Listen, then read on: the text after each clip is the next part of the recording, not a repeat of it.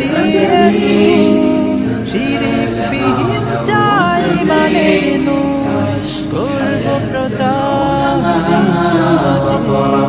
করব প্রচার এই সমাজে ইসলামী আচরণ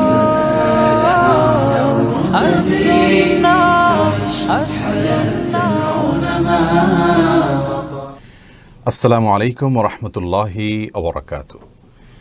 ইন্নাল হামদুলিল্লাহ ওয়াসসালাতু ওয়াসসালামু আলা রাসূলিল্লাহ ওয়া আলা আলিহি ওয়া আসহাবিহি ওয়া মান ওয়ালাহু আম্মা বাদ।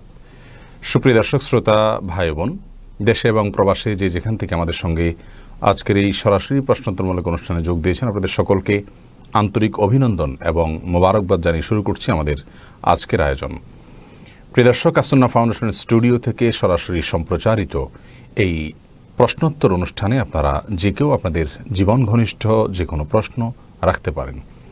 এই পোস্টের মন্তব্যের ঘরে আপনার প্রশ্ন বাংলায় সংক্ষেপে লিখুন, আমরা ইনশাআল্লাহ আপনাদের প্রশ্নোত্তর দেওয়ার চেষ্টা করব। সেই সাথে অনুষ্ঠানের শুরুতেই আপনাদেরকে জানিয়ে রাখি যে আমরা অনুষ্ঠানের সময়সূচিতে কিছুটা পরিবর্তন এনেছি। 8:15 আজ আমরা শুরু করেছি এবং যেহেতু এশার সালাত এখন 7:15 7:30 হয়, অতএব 7:15 সময়টি অনেকেই উপযোগী মনে করেছেন। তারপরে ওই বিষয়ে আপনাদের কোনো মন্তব্য থাকলে আপনারা জানাবেন। আর এই লাইভ অনুষ্ঠান যেহেতু ইসলামী শরঈ বিষয়গুলো এর মাধ্যমে আমাদের জানার সুযোগ রয়েছে এবং প্রশ্নোত্তরের মাধ্যমে দিন শেখা, এটা দিন শেখার অন্যতম একটি পদ্ধতি এবং উপায়। সাহাবা ইকরাম রাসূল করিম সাল্লাল্লাহু আলাইহি ওয়াসাল্লামের কাছে প্রশ্ন রাখতেন এবং তার মাধ্যমে তারা ইসলামী ইলম বা কোরআন হাদিসের ইলম তারা অর্জন করতেন। অতএব প্রশ্নোত্তরের অনুষ্ঠানকে আপনারা শেয়ার করবেন, ওয়াচ পার্টি করবেন, অন্যদেরকে দেখার সুযোগ করে দিবেন ইনশাআল্লাহ বিইذনিল্লাহ। এর মাধ্যমে ইলমে দিন প্রচারের যে বিশাল এবং অফুরন্ত সওয়াব রয়েছে সেটি আমরা সকলেই অর্জন করতে পারব। প্রিয় দর্শক, আজ আমরা শরঈ সমাধানের ৬৭তম পর্বে উপনীত হয়েছি আলহামদুলিল্লাহ। এবং এই ধারাবাহিকতা আল্লাহ রাব্বুল আলামিন আমাদেরকে যেন দীর্ঘদিন পর্যন্ত ধরে রাখার তৌফিক দান করেন, সেই দোয়া আপনারা আমাদের জন্য রাখবেন। আর বিলম্ব না করে চলুন আমরা চলে যাই আমাদের প্রশ্নোত্তরে সরাসরি।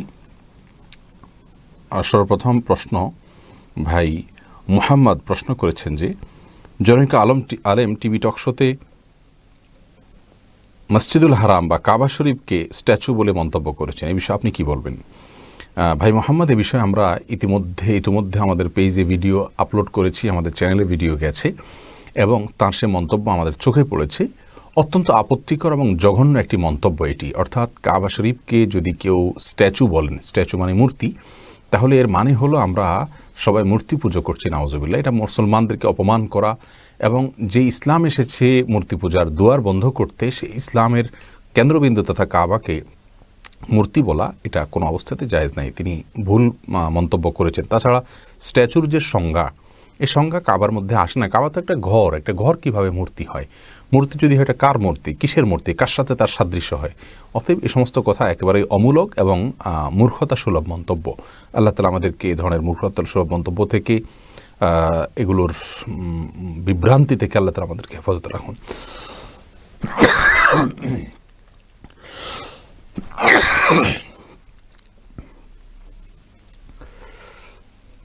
এরপরে প্রশ্ন করেছেন জান্নাতুল মাওয়া। আপনার প্রশ্ন হলো, যদি কেউ হারাম টাকা দিয়ে আকিকা করে তাহলে তার আত্মীয়রা ওই আকিকার গোশত খেতে পারবে কি না? বোন জান্নাতুল মাওয়া, আকিকা যদি কেউ হারাম টাকা দিয়ে করে এবং আপনি যদি জানতে পারেন যে আকিকা যে করা হয়েছে এটা হারাম লিআইনিহি, অর্থাৎ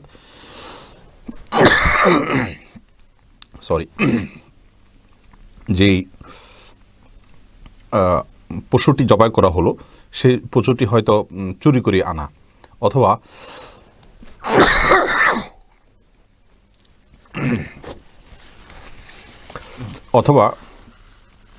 আপনার সেই পশু যে টাকা দিয়ে কেনা হয়েছে সে টাকাটা চোরাই টাকা, এরকম যদি হয় তাহলে সেটা খাওয়া কোনো অবস্থাতে জায়েজ নাই। আর যদি হারাম লিগাইহি হয়, অর্থাৎ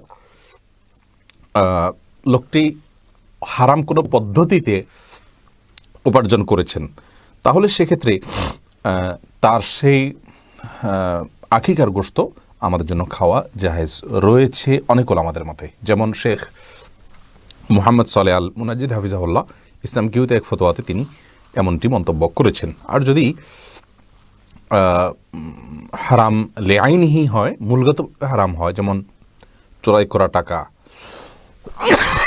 সরাসরি আত্মসাৎ করে আনে টাকা দিয়ে ছাগল কেনা হয়েছে, অথবা ছাগলটা চুরি করে এনে জবাই করা হয়েছে, তাহলে সেটা তো খাওয়া কোনো অবস্থাতে জায়েজ নেই, সম্পূর্ণ হারাম। এরপরে এমডি বিল্লাল হোসেন আপনি জানতে চেয়েছেন,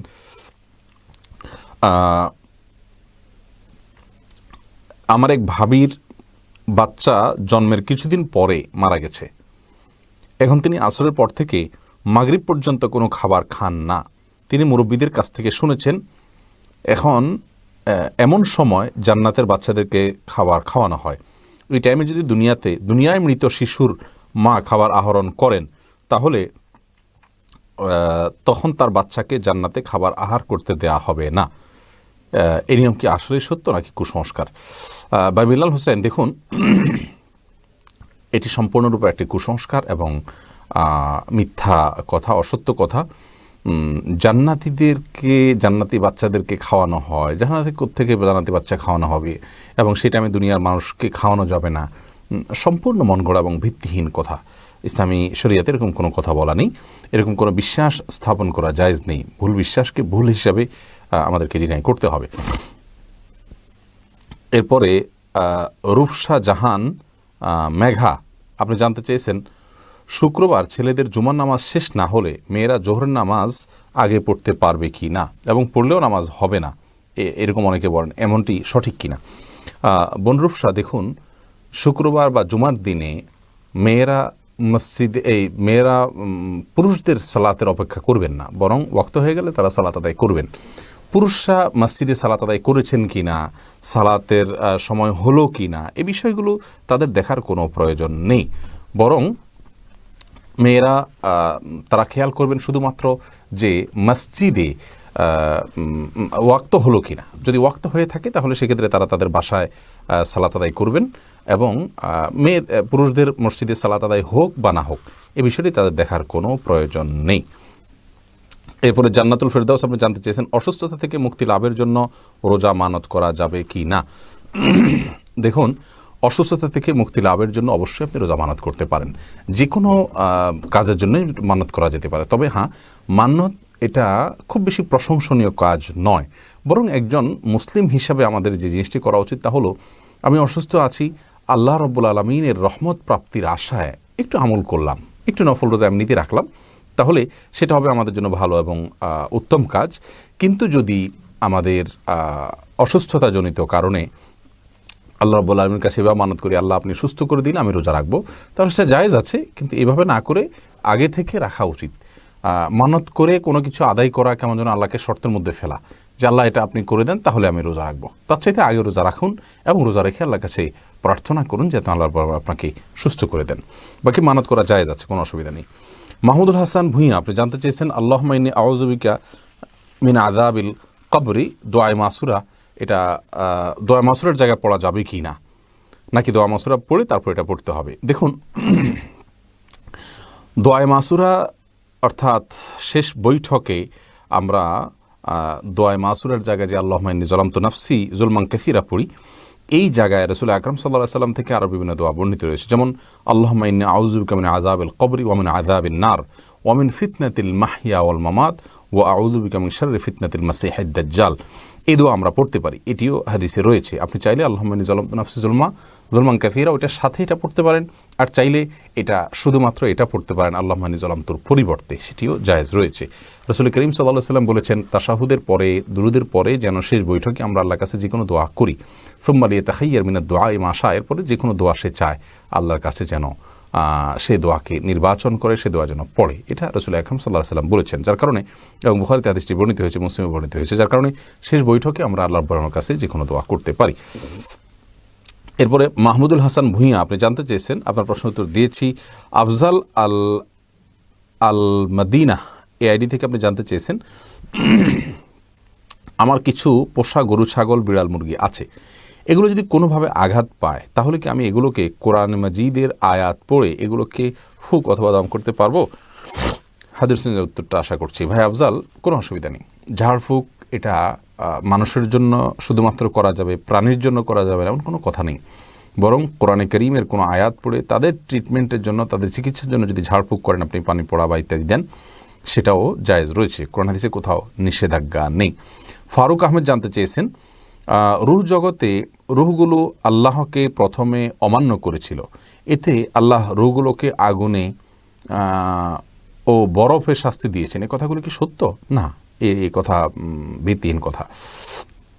এরপরে জাওয়াদুল করিম আপনি জানতে চেয়েছেন, অন্যের বানানো পশু পাখির কার্টুন যদি আমি কিনে নিয়ে বই বা বইয়ের কভার ব্যবহার করি তাহলে কি তা করা ঠিক হবে?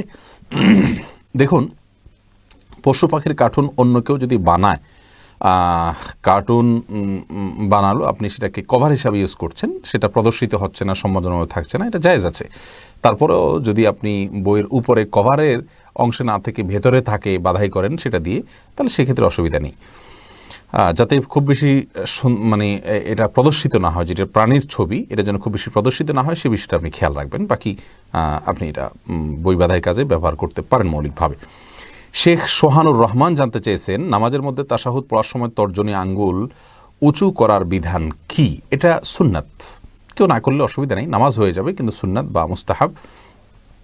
অর্থাৎ আমরা যখন তাশাহুদ পাঠ করব তখন আমরা তাশাহুদের মধ্যে মূলত সাক্ষ্য দিচ্ছি আল্লাহর একত্ববাদের, রাসূল আকরাম সাল্লাল্লাহু আলাইহি ওয়াসাল্লামের রিসালাতের, তখন আমরা আঙ্গুল উঁচু করে মুখের সাক্ষ্যটাকে আমার আঙ্গুলের সাথে আমার আচরণের মাধ্যমে আমি মিলাচ্ছি। অর্থাৎ আমি মুখে বলছি আল্লাহ ছাড়া কোনো সত্যিকারের মাবুদ নাই, সাক্ষ্য দিচ্ছি, মুহাম্মদ সাল্লাল্লাহু আলাইহি ওয়াসাল্লাম আল্লাহর রাসূল সাক্ষ্য দিচ্ছি, আবার তার সাথে আমি আঙ্গুল উঁচু করে আমি সাক্ষ্যর সাথে ওইটাকে আমি মেলাচ্ছি।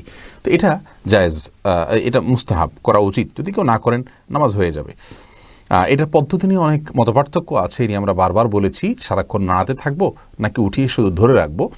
তো নাড়াতে থাকার সপক্ষে একটি হাদিস মুসনাদ আহমদে বর্ণিত হয়েছে যে এই আঙ্গুল নাড়ানোটা শয়তানের উপরে লোহার চাইতে বেশি, আপনার লোহার আঘাতের চাইতে বেশি কষ্টের। তো এই হাদিসের ভিত্তিতে অনেক আমাকে মনে করেন যে নাড়াতে থাকলে শয়তানের প্রতি এটা আঘাতের কাজ দেয়, এই জন্য নাড়াতে থাকার কথা তারা বলেন।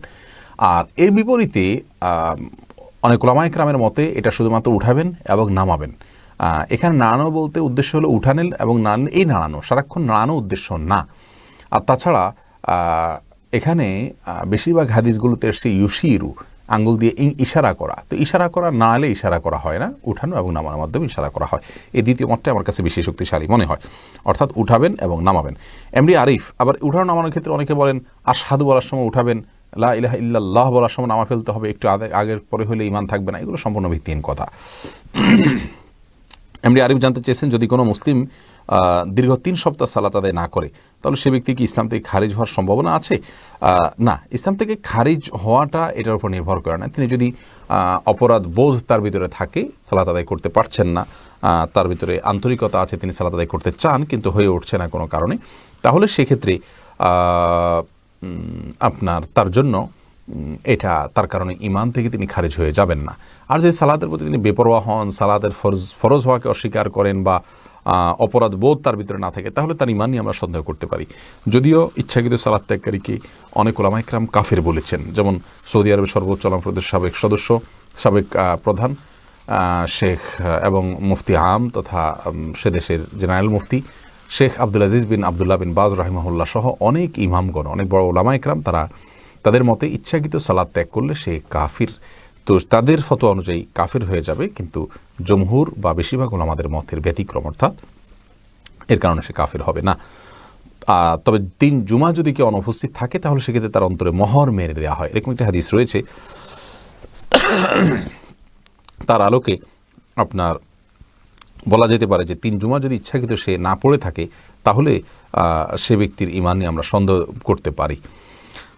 সোহেল রানা আপনি প্রশ্ন করেছেন, অনেকে বলে স্ত্রী প্রেগনেন্ট থাকলে স্বামী কোনো জীবজন্তু মারতে পারবে না, যেমন মশা, মাছি, ছারপোকা ইত্যাদি, মারলে আগত সন্তানের অমঙ্গল হবে, এটা কি সঠিক? না ভাই সোহেল রানা, সম্পূর্ণ ভিত্তিহীন কথা। এবং কোরআন এবং হাদিস এই ধরনের কোনো কথা নেই। প্রচুর পরিমাণে ভিত্তিহীন কথা এবং প্রপাগান্ডা আমাদের সমাজে প্রচলিত আছে, অনেক কুসংস্কার আমাদের সমাজে প্রচলিত আছে। তার মধ্যে থেকে এটা একটা, স্ত্রী প্রেগনেন্ট থাকলে স্বামীর জন্য কোনো করণীয়, মুরগি জবাই করতে পারবে না, এটা করতে পারবে, ওটা করতে, এরকম কোনো কথা নেই, এগুলো সম্পূর্ণ বানানো কথা। তামান্না ইসলাম জানতে চেয়েছেন বিড়াল ক্রয় বিক্রয় করা কি জায়েজ আছে, বা বিড়ালের দাম নির্ধারণ করা কি জায়েজ আছে? একটি হাদিসে বিড়াল বিক্রয়ের ব্যাপারে নিষেধাজ্ঞা রয়েছে বোন তামান্না, যার কারণে বিড়াল বিক্রি করা নিষেধ। অনেক ওলামা ইকরাম অবশ্য এখানে এটাকে বিশেষ ক্ষেত্রের জন্য প্রযোজ্য বলেছেন, যদিও হাদিসের ভিতরে আমভাবে বলা আছে বিড়াল বিক্রি করা নিষেধ। তবে একজন আরেকজনকে দিতে পারেন, নিতে পারেন, সেটা ঠিক আছে। আর বিশেষ কোনো কাজের জন্য যদি আজকাল অনেক বিড়াল পাওয়া যায়, অনেক উন্নত জাতের, হয়তো পাহারাদারির কাজে ব্যবহার হয় বা প্রশিক্ষিত বা বিশেষ, তো সেটা বিক্রি করা জায়েজ হতে পারে। সাধারণভাবে বিড়াল কেনাবেচা করার ব্যাপারে নিষেধাজ্ঞা রয়েছে হাদিসে। মাকরুহ, সে নিষেধাজ্ঞাটা হারাম পর্যায়ের না, যদি কেউ করে হারাম হয়ে যাবে না, মাকরুহ পর্যায়ের নিষেধাজ্ঞা। তাসলিমা আখতার ঋতু আপনি জানতে চেয়েছেন কিছু কিছু মেয়েদেরও ছেলেদের মতো মোচের জায়গায় লোমকূপ থাকে। আমার প্রশ্ন হচ্ছে এই লোমগুলো ফেলা যাবে কি না, নাকি ব্রু প্লাকের মতো হারাম হয়ে যাবে? বোন তাসলিম, এ বিষয়ে আমাদের একটি ভিডিও রয়েছে, মেয়েদের দাড়ি বা মোচ ইত্যাদি গজালে সেটার বিধান কি হবে। আপনি অনুগ্রহ করে সেই ভিডিওটি দেখে নেবেন, সেখানে আপনি বিস্তারিতভাবে জানতে পারবেন। এরপর উসান চৌধুরী আপনি জানতে চেয়েছেন ওমর রাদিয়াল্লাহু তাআলা আনহু নবী সাল্লাল্লাহু আলাইহি সাল্লামের নাতনিকে বিয়ে করেন, আবার নবী করিম সাল্লাল্লাহু আলাইহি সাল্লাম হযরত ওমর রাদিয়াল্লাহু তাআলার কন্যাকে বিয়ে করেন। অনেক হিন্দু ভাই এ বিষয়ে বাজে মন্তব্য করেন, এ বিষয়ে কিছু বলবেন? দেখুন, এখানে বাজে মন্তব্য করা তো যৌক্তিকতা লাগবে, কোনো যুক্তি ছাড়া যদি কেউ বাজে মন্তব্য করেন তাহলে সেক্ষেত্রে তার এটা চিন্তার ত্রুটি, অথবা ইসলামের প্রতি বিদ্বেষ, মুসলমানদের প্রতি বিদ্বেষ থেকে তিনি এমনটি করছেন। রাসূল করিম সাল্লাল্লাহু আলাইহি সাল্লাম ওমর রাদিয়াল্লাহু তাআলা আনহুর যে মেয়ে বিয়ে করেছেন, সেই মেয়ের ঘরের যদি কোনো আপনার নাতি তিনি বিয়ে করতেন, তাহলে সেক্ষেত্রে ইসলামী শরিয়ার দৃষ্টিকোণ থেকে বা যুক্তির নিরিখে তিনি তার সমালোচনা করা যেত, কিন্তু ব্যাপারটি তো সেরকম নয়। এমডি শহীদুল্লাহ জানতে চেয়েছেন জনৈক ব্যক্তি বলেছেন ফরজ সালাতের পর মোনাজাত না ধরে বসে থাকলে অহংকার করা হয়, আসলে কি তাই? না ভাই শহীদুল্লাহ, ফরজ সালাতের পরে রাসূল করিম সাল্লাল্লাহু আলাইহি সাল্লাম মোনাজাত ধরতেন এরকম কোনো হাদিস আমাদের জানা নেই যে ফরজ সালাতের পরে তিনি মোনাজাত ধরতেন। বিভিন্ন হাদিস থেকে ইশারা ইঙ্গিতে জোড়াতালি দিয়ে এই জিনিসটাকে প্রমাণ করার চেষ্টা করা হয়। সালাতের মতো এত কমন একটি ইবাদত, নিয়মিত যেটা 5 বার আদায় করতে হয়, সেখানে রাসূল আকরাম সাল্লাল্লাহু আলাইহি সাল্লাম সালাম ফেরানোর পরে যদি হাত তুলে মোনাজাত করে থাকেন, তাহলে সেটি অবশ্যই হাদিসের কিতাবগুলোতে আসবে। সেরকমটি কোনো হাদিসের কিতাবগুলোতে বর্ণিত হয়নি। অতএব কেউ যদি হাত না তোলেন তাকে অহংকারী বলা এটা মূর্খতা ছাড়া আর কিছুই নয়। সুন্নাহ অনুসরণ করলে অহংকারী হবে কেন? রহিমা আখতার জানতে চেয়েছেন আমার ছেলের জন্মগতভাবে প্রস্রাবের সমস্যা সারাক্ষণ হতে থাকে, এখন ওর নামাজের বিধান কি? ওর বয়স 9। বোন রহিমা, প্রথম কথা হলো আপনার নামটার পরিবর্তন হওয়া দরকার, রাহিমা। আল্লাহ রাব্বুল আলামিনের গুণবাচক নাম রাহিম, এটা শানে যায় না, যদিও আল্লাহ রাব্বুল আলামিন তার রাসূলকে রাহিম বলেছেন, সেই হিসাবে রাহিমা বললে শিরক হবে বা বড় কোনো গুনাহ হবে এরকম না। যাই হোক, আর মূল প্রশ্ন হলো যে জন্মগতভাবে আপনার বাচ্চার পেশাবে যে সমস্যা আছে, সেই প্রত্যেক সালাতের জন্য ওযু করে নামাজ পড়বে। 9 বছর হয়েছে, এখন তো তার নামাজের ট্রেনিং শুরু হওয়ার কথা। অতএব তাকে যেটা করতে হবে আপনাদের, তা হলো প্রত্যেক সালাতের সময় ওযু করে তাকে সালাত পড়ার জন্য বলতে হবে। সেই সালাত পড়ার ক্ষেত্রে আপনার ওই সময় যদি তার পেশাব ঝরে, তার জন্য তার কোনো গুনাহ হবে না, সালাত হয়ে যাবে। প্রত্যেক সালাতের জন্য একবার করে ওযু করে নেবে শুধুমাত্র। আল্লাহ তাআলা আপনার ছেলেকে সুস্থ করুন, আমরা দোয়া করি। এমডি মাইনুদ্দিন মান্না আপনি জানতে চেয়েছেন মৃত বাবাকে স্বপ্ন দেখলে করণীয় কি কোরআন ও সুন্নাহর আলোকে? ভাই মাইনুদ্দিন, এ বিষয়ে আমাদের বক্তব্য আছে। মৃত আত্মীয় স্বজনকে স্বপ্ন দেখলে করণীয় কি, আমাদের ইউটিউব চ্যানেল অথবা এই পেজে আপনি সার্চের ঘরে গিয়ে সার্চ করলে ভিডিওটি পেয়ে যাবেন। বিশেষ কোনো করণীয় নেই, আপনি তাকে দেখেছেন, আপনার তার প্রতি ভালো লাগা ভালোবাসা কাজ করছে, তার জন্য আপনি এই জন্য বিশেষ করে আল্লাহর কাছে দোয়া করুন, আল্লাহর কাছে চান, তার পক্ষ থেকে দান সাদকা করুন। বাস, নির্দিষ্ট করে কোনো কিছু করতে হবে এমন কোনো বাধ্যবাধকতা নেই। তাহমিদা তাহমি আপনি জানতে চেয়েছেন কেউ মারা গেলে তার থেকে কি মাপ চাওয়ার কোনো পথ আছে বা মাপ নেওয়ার কোনো বিধান আছে? বোন তাহমিদা, কেউ যদি মারা যায় তার থেকে মাপ চাওয়ার কোনো পথ আর খোলা থাকে না। তবে যদি আপনি তার কোনো হক নষ্ট করে থাকেন এবং তার কোনো পাওনা আপনার কাছে থেকে থাকে, তাহলে যে জিনিসটি করতে হবে তা হলো আপনি তাকে তার পক্ষ হয়ে আল্লাহর কাছে মাপ চাইবেন এবং তার পক্ষ থেকে দান সাদকা করবেন। কিয়ামতের ময়দানে আল্লাহ রাব্বুল আলামিন কিছু মানুষকে, যাদের নেকামল দ্বারা আল্লাহ তাআলা সন্তুষ্ট, আপনি নিজে আল্লাহকে সন্তুষ্ট করার বেশি চেষ্টা করবেন যেহেতু আপনার ত্রুটি আছে, তো এরকম ব্যক্তিদেরকে আল্লাহ রাব্বুল আলামিন কিয়ামতের ময়দানে তার পাওনাদারদের কাছ থেকে আল্লাহ মুক্ত করে দিবেন। কীভাবে মুক্ত করবেন? পাওনাদারকে আল্লাহ তাআলা জান্নাতের অফার করবেন, করে আপনাকে মুক্ত করে দিবেন। এরকম বিভিন্ন বর্ণনা হাদিস থেকে পাই আমরা। তো সেগুলোকে সামনে রাখলে দেখা যায় যে আপনার করণীয় হলো আল্লাহর সঙ্গে সম্পর্ক এই ক্ষেত্রে আরও বেশি বিল্ড আপ করা, যাতে করে আল্লাহ তাআলা আপনাকে সেখান থেকে উদ্ধার করে দেন। আর সেই সাথে পাওনাদার মারা গেলে তার পক্ষ থেকে দান সদকা করা, দোয়া করা, এগুলো করবেন। এটা যদি হয়, আর অর্থনৈতিক পাওনা ছাড়া অন্য কোনো পাওনা হয়। আর যদি আর্থিক কোনো পাওনা তার থেকে থাকে, তাহলে তার মৃত্যুর পর তার সে পাওনা তার ওয়ারিশ যারা বেঁচে আছেন তাদের কাছে ফিরিয়ে দিতে হবে। এরপরে ফরহাদ ফাতেমা, আপনি জানতে চেয়েছেন, আমার স্বামী মারা গেছেন, আমি 2-3 বার কবরের দেয়ালের পাশে গিয়ে কবর দেখেছি, আর একদিন কবরস্থানের ভিতরে ঢুকে কবরকে ধরেছিলাম, এতে কি গুনাহ হবে? আর আমি কি বছরে 2-1 বার যাইতে পারবো? দেখুন বোন ফরহাদ ফাতেমা, আপনি আপনার স্বামীর কবরস্থানে ওয়াল থেকে দেখেছেন, ভালোবাসা নিবেদন করেছেন, অসুবিধা নেই, এটাতে আপনি কোনো গুনাহ করেননি। আর হঠাৎ কখনো যদি আপনি যান, যখন লোকজন থাকে না, ভিড় থাকে না, মহব্বতের জায়গা থেকে, সেক্ষেত্রে আপনি গুনাহগার হবেন না। নবী সাল্লাল্লাহু আলাইহি ওয়াসাল্লাম লানত করেছেন আন যাওয়ারাতিল কুবুর, যারা কবরকে বেশি বেশি জিয়ারত করে বা কবর জিয়ারত করে প্রায় যায়, এই সমস্ত মেয়েদের জন্য। অতএব আপনি যেটুকু করেছেন তার কারণে গুনাহগার হবেন না ইনশাআল্লাহ। আশরাফুল ইসলাম জানতে চেয়েছেন, যেসব হাঁস মুরগি ভুঁড়িসহ ড্রেজার করা হয় সেগুলোর উপরে কী করণীয়? এই বিষয়ে আমরা বলেছি, ডক্টর খন্দকার আব্দুল্লাহ জাহাঙ্গীর রহমানের একটি বক্তব্য রয়েছে এ বিষয়ে। মৌলিকভাবে এর কারণে কোনো কবিরা জিনিসটা হারাম হয়ে যাবে না, তবে উত্তম এবং নিরাপদ হলো বুড়িটা আপনার ফেলে দিয়ে তারপরে সেটাকে আপনার ড্রেসিং করা। বাকি যদি বুড়ি সহকারে দিয়ে দেওয়া হয়, তাতে অল্প মাত্র 1-1.5 মিনিট অথবা তার চেয়ে কম সময় রাখা হয় গরম পানিতে, এর কারণে জিনিসটা হারাম হয়ে যাবে না। এটা হলো বিশুদ্ধ ধর্মমত। ফারজানা সুলতানা, কারণ হলো এই 1-1.5 মিনিট রাখলেই আপনার বুড়ির নাপাকগুলো গোশতের মধ্যে চলে যায়। ব্যাপারটা এরকম না, গোশতের মধ্যে কোনো গন্ধ তো আসে না, তাহলে আমরা কীভাবে বুঝলাম যে গোশতের মধ্যে চলে যায়? তো যার কারণে এত কঠোরভাবে দেখার কোনো কারণ নেই। যেমনটি আমাদের দেশে অনেকে দেখে থাকেন যে ড্রেসিং নারী বুড়ি সহ করলে সে মুরগি তাকে খাওয়াকে তারা হালাল মনে করেন না। এরপরে ফারজানা সুলতানা জানতে চেয়েছেন, খুব তাড়াতাড়ি সুন্দর মৃত্যু কামনা করা কি জায়েজ?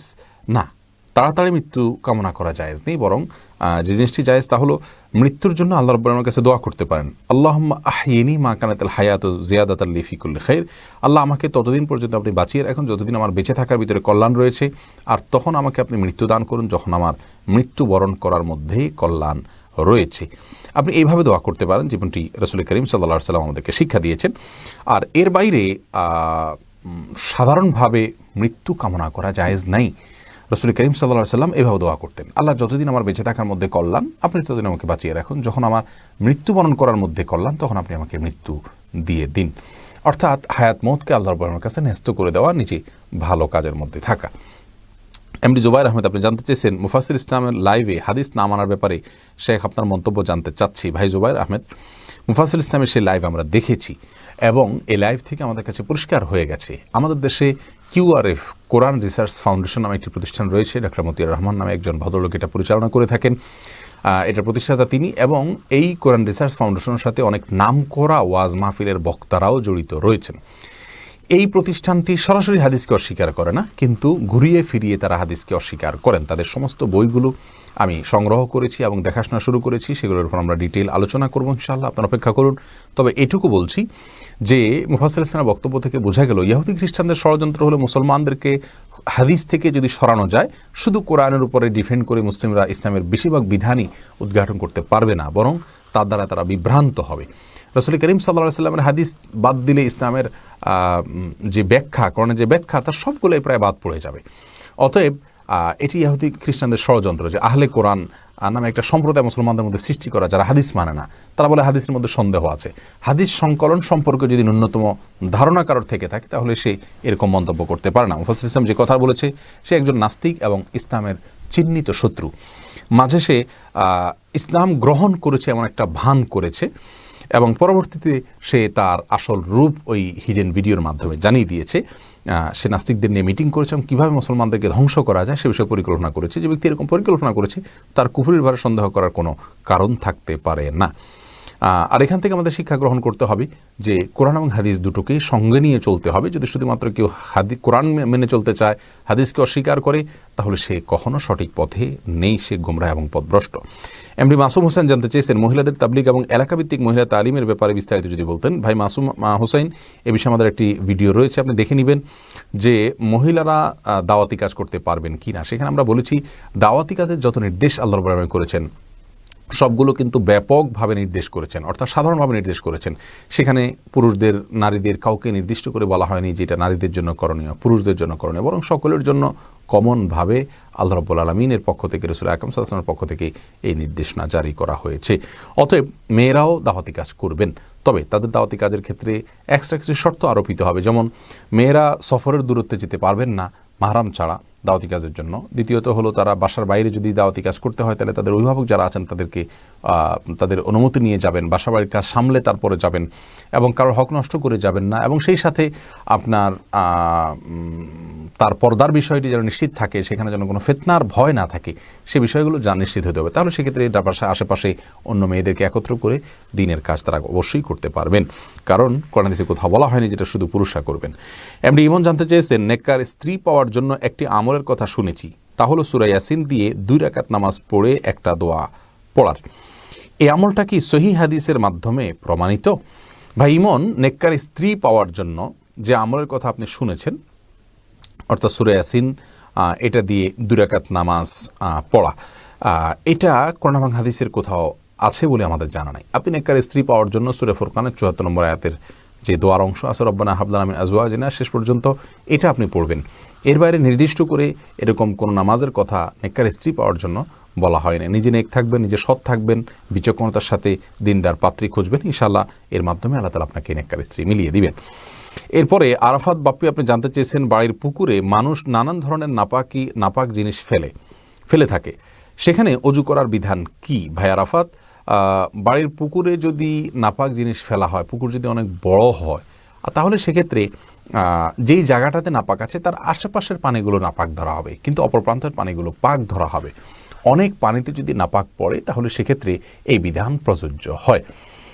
বিধায় এটা নিয়ে আপনার হেজিটেশন করার কোনো কারণ নেই। আপনার রুচিতে না করলে আপনি সে পানি ব্যবহার করবেন না, ভিন্ন কথা। কিন্তু শরীরের দৃষ্টিকোণ হলো বড় পুকুর বা বড় কোনো পানির আপনার পুকুর হোক, নদী নালা হোক, এরকম কিছু যদি হয় তাহলে সেক্ষেত্রে ওই পুকুরে কোনো এক প্রান্তে নাপাক পড়লে ওই জায়গা নাপাকটার আশেপাশের পানিগুলো নাপাক হিসেবে বিবেচিত হবে, বাকিগুলো পাক থাকবে।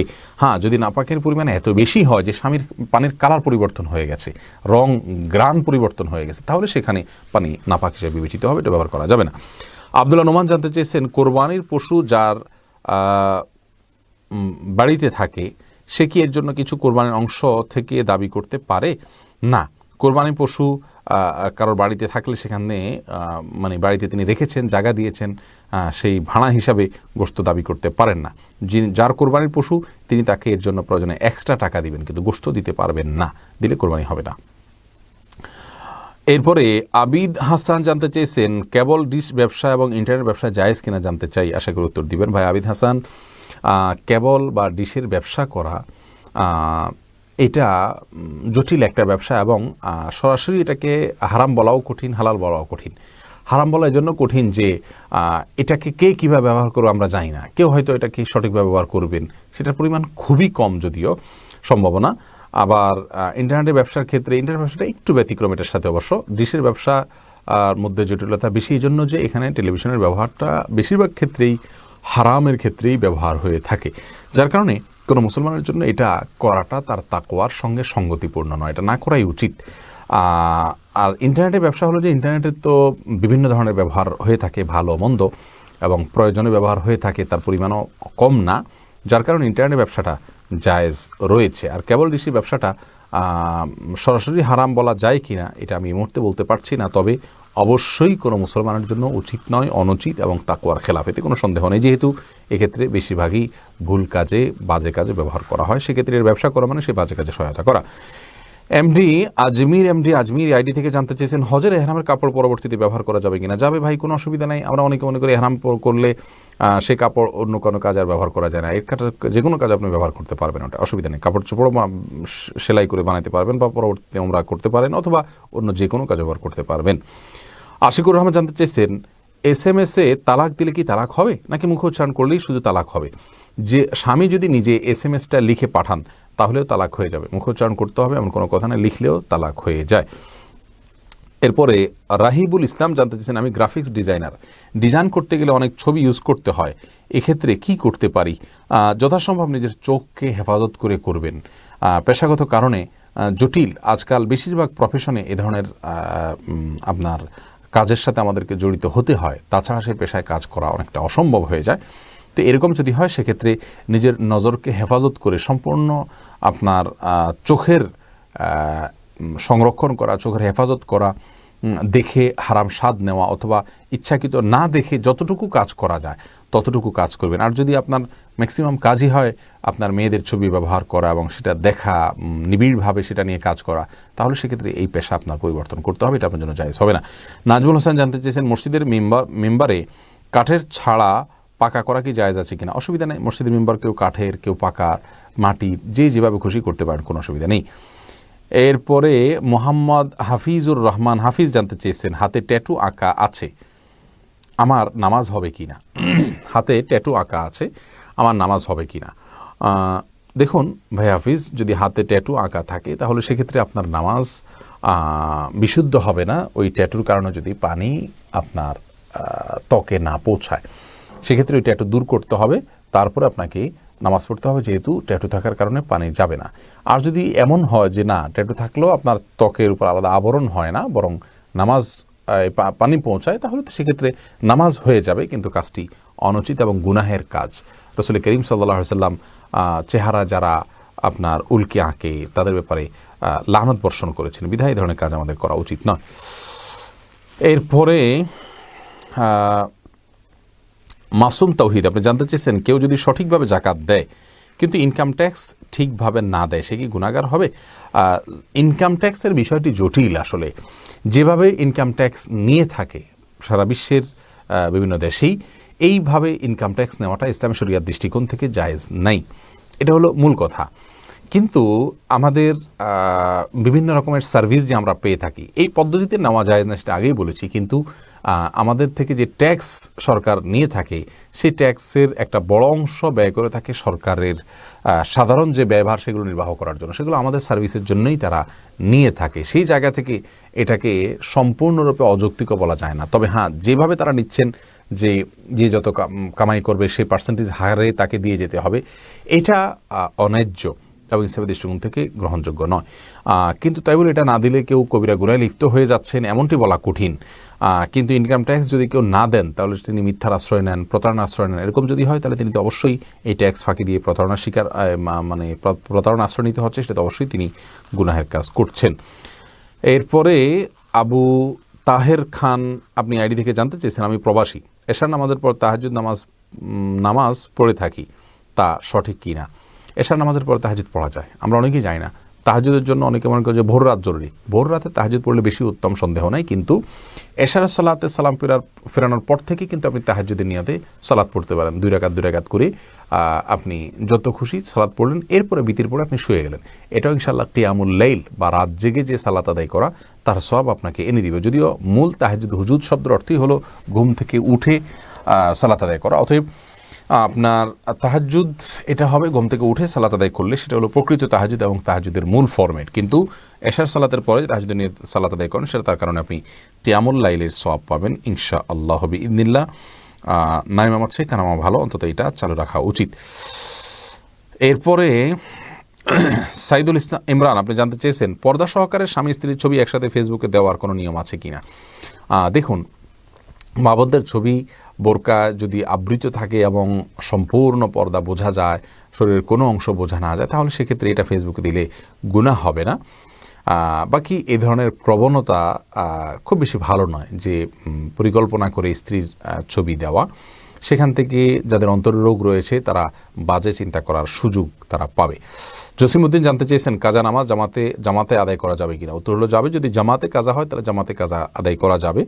যেমন রাসূল করিম সাল্লাল্লাহু আলাইহি ওয়াসাল্লাম সাহাবীদেরকে নিয়ে কোথাও সফর থেকে আসছিলেন, তিনি ফজরের সময় তাদের কারোর ঘুম ভাঙেনি, তারা সবাই ঘুমিয়ে পড়েছিলেন গভীর ঘুমে, যার কারণে সূর্য ওঠার পরে তারা জামাতবদ্ধভাবে সেই নামাজ কাজা করেছেন। যার কারণে একাধিক ব্যক্তি যদি নামাজ কাজা হয় তাহলে সবাই মিলে জামাত করতে পারবেন। ফজলে রাব্বি জানতে চেয়েছেন রাত্রে আমার মাঝে মাঝে স্বপ্ন দোষ হয়, আমি ফজরের নামাজ পড়তে পারি না, সে সময় আমার করণীয় কি? ফজর নামাজ কেন পড়তে পারেন না ভাই ফজলে রাব্বি? আপনার যদি স্বপ্নদোষ হয় তাহলে সেক্ষেত্রে আপনাকে গোসল করতে হবে, করে নামাজ পড়বেন। এবং বাংলাদেশে বিশেষ করে এত ঠান্ডা নাই যে পানিতে গোসল করলে মানুষ মারা যাবে, আল্লাহ মাফ করুন, এরকম খুব কম। যদি এরকম হয় তা গরম পানি করে করবেন, সেটার ব্যবস্থা না থাকলে তেমন করে করবেন। যদি পানিতে নামলে মারা যাওয়ার ভয় থাকে, এত ঠান্ডা পড়ে যদি কোনো জায়গায় কোনো অঞ্চলে, তাহলে সেক্ষেত্রে বিকল্প কোনো পদ্ধতিতে নামাজ পড়বেন। স্বপ্নদোষ হলে অনেকে অন্যরা টের পেয়ে যাবে গোসল করতে গেলে, সেই লজ্জা থেকে গোসল করেন না, নামাজও পড়েন না। দেখুন, জীবন মরণের ব্যাপার থাকলে কিন্তু আমরা সেখানে লজ্জার কথা চিন্তা করতাম না। নামাজটা আমাদের জীবন মরণের মতো ব্যাপার, অতএব এখানে এ ধরনের অবহেলা করা উচিত নয়, এটা গুনাহের কথা। সম্রাট শাহজাহান আপনি জানতে চেয়েছেন আইডি থেকে কাউকে পবিত্র কোরআন ছুঁয়ে প্রতিশ্রুতি দিলে সেখান থেকে মুক্তি পাওয়ার জন্য করণীয় কি? প্রথম কথা হলো পবিত্র কোরআন ছুঁয়ে প্রতিশ্রুতি দেওয়া, এটা প্রতিশ্রুতি দেওয়ার ভুল পদ্ধতি, এটা কোনো শপথ হিসাবে বিবেচিত হবে না। অতএব এটা ভঙ্গ করলে যে গুনাহ হবে তা নয়, তবে আল্লাহর নাম নিয়ে শপথ করলে বা এমনিতে কাউকে প্রতিশ্রুতি দিলে সেই প্রতিশ্রুতি রক্ষা করা উচিত। ওয়াদা খেলাফ করা এটা ইমানদারের জন্য উচিত নয়। যদি তিনি ন্যায়সঙ্গত ওয়াদা করে থাকেন, কোনো অন্যায় কাজের ওয়াদা না করে থাকেন, তাহলে সেক্ষেত্রে সেই ওয়াদা পূরণ করার জন্য তার সচেষ্ট থাকা উচিত। সোহাগ আপনি আইডি থেকে জানতে চান অতীতের কাজা নামাজ কিভাবে আদায় করব। আপনি চেষ্টা করবেন এক ওয়াক্ত করে পড়ার, এবং যেটা আগের সেটা আগে, পরেরটা পরে, এরকম করার চেষ্টা করবেন। একাধিক ওয়াক্ত গেলে নিয়ত করবেন যে প্রথম যে ওয়াক্ত বাকি আছে প্রত্যেক নামাজে প্রথমটা নিয়ত করবেন। কারণ কথার কথা আপনার 10 ওয়াক্ত জোহর গেছে কাজা, তাহলে আপনি প্রথম জোহর যেটা আমার কাজা রয়েছে এরকম নিয়ত করবেন, এর পরেরটাকেও প্রথম নিয়ত করবেন। কারণ হলো একটা যখন পড়ে ফেললেন তাহলে পরবর্তীটা প্রথম হয়ে গেল, এভাবে প্রত্যেকটাকে আপনি প্রথম নামাজ এই নিয়ত রেখে সালাত আদায় করবেন।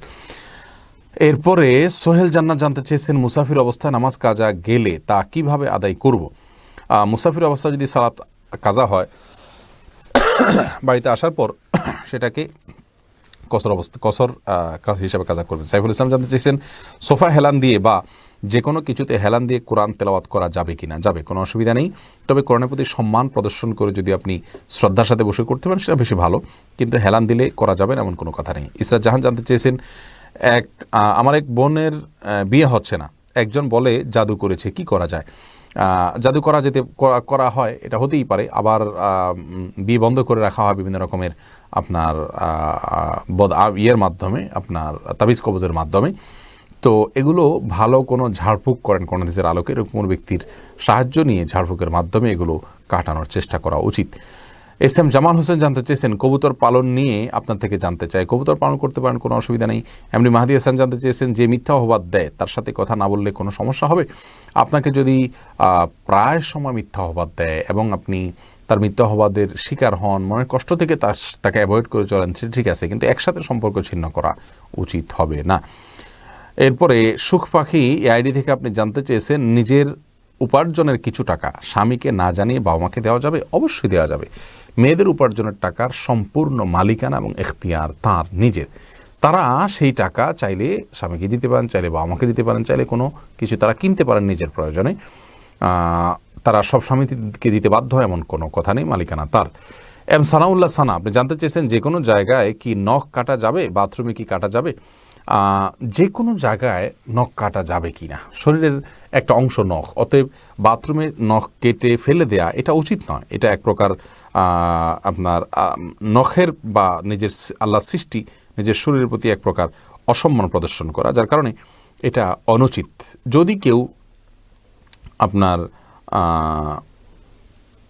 নখ কাটেন এরকম কোনো জায়গায়, তাহলে সেক্ষেত্রে তার জন্য উচিত হলো সাবধান থাকা। নখ কাটলে সেই নখটাকে কোনো মাটিতে পুঁতে ফেলা অথবা এমন কোনো জায়গায় ফেলানো যেখানে মানব দেহের অসম্মান না হয়, সেদিকটা খেয়াল করা উচিত। বাস এটুকু খেয়াল করে আপনি যে কোনো জায়গায় কাটতে পারেন। এরপরে সুমান আহমেদ জানতে চেয়েছেন বিয়েতে মেয়েদের সাজগোজ কেমন হওয়া উচিত। সাজগোজের ক্ষেত্রে বিশেষ কোনো বিধিনিষেধ নাই যে এর বাইরে চলতে পারবে না, এভাবে হতে পারবে না। এক নম্বর কথা হলো ফাসেক ফাজের এবং পাপিষ্ট মেয়েদের সাথে যেন সাদৃশ্য না হয়, সেই বিষয়টা শুধু খেয়াল করবে মৌলিকভাবে। সেই সাথে অপচয় যেন না হয় খুব বেশি, সেদিকটা খেয়াল করবে। আর তার সাজগোজটা এমন না হয় যে এর কারণে তার সালাতের অসুবিধা হয়। অনেক মেয়েরা মেকআপ করেছেন, এখন অজু করবেন, অজু করতে গেলে মেকআপ তাকে রিমুভ করতে হবে, সেটা রিমুভ করলে তার সৌন্দর্য নষ্ট হয়ে যাবে, তো সেই জন্য তিনি অজুও করছেন, নামাজও পড়ছেন না। এরকম যদি হয় তাহলে সেটা গুনাহ হবে। এগুলো যদি না হয় তাহলে সেক্ষেত্রে সাজগোজে কোনো বিধিনিষেধ নেই। এশামণি এআডি থেকে জানতে চেয়েছেন আমরা যে কোরআন মজিদ পড়ি এটা নাকি আসল না, আসলটা পুড়ে গেছে। বোন এশামণি, এটা কে বলেছে আপনাকে? যে বলেছে সে বিভ্রান্ত অথবা ইসলামের চিহ্নিত শত্রু বা দোসর, কোনো ইসলাম বিরোধীদের, ইসলামের শত্রুদের কোনো দোসর। কোরআন মজিদ কোথায় পুড়ে গেছে এবং এটা আসল কোরআন না ওইটা পুড়ে গেছে, সেটা আসল কোরআন তিনি কীভাবে জানলেন? এটা সম্পূর্ণ মন গড়া কথা। কোরআনে কারীমকে আল্লাহ তাআলা হেফাজত করেছেন। আল্লাহ বলেছেন ইন্না নাহনু নাযালনা যিকরা ওয়া ইন্না লাহু লাহাফিজুন, আমি কোরআনকে, জিকিরকে নাজিল করেছি আর আমি এটাকে হেফাজত করব। যার কারণে এই কোরআন আল্লাহ রাব্বুল আলামিনের পক্ষ থেকেই দেওয়া কোরআন পুড়ে গেছে, এটা মূল কোরআন না। এগুলো মন গড়া এবং ভ্রান্ত কথা। মাহের নিসা আপনি জানতে চেয়েছেন মেয়েদের চুল সোজা করা যাবে কি না। যদি ফাসিক বা পাপিষ্ট কোনো নায়িকা, গায়িকা, এ ধরনের কোনো বাজে, যাদের মধ্যে আল্লাহর ভয় নেই, তাদের স্টাইল ধারণ করার জন্য করেন তাহলে সেটা জায়েজ নেই। আর এমনিতে সৌন্দর্যের জন্য যদি আপনি সোজা করেন হালকা পাতলা তাহলে কোনো অসুবিধা নেই। পর্দার বিধান যদি তাতে লঙ্ঘন না হয়, সোজা যদি হয় তাহলে সেক্ষেত্রে যদি খাড়া খাড়া হয়, সে চুল নিয়ে আপনি বাহিরে গেলে পর্দার করতে অসুবিধা হয়, আপনার চুলের উপরে কুজের মতো, উটের পিঠের কুজের মতো উঁচা করে খোপা পাদা, এটা হাদিসে নিষেধ রয়েছে।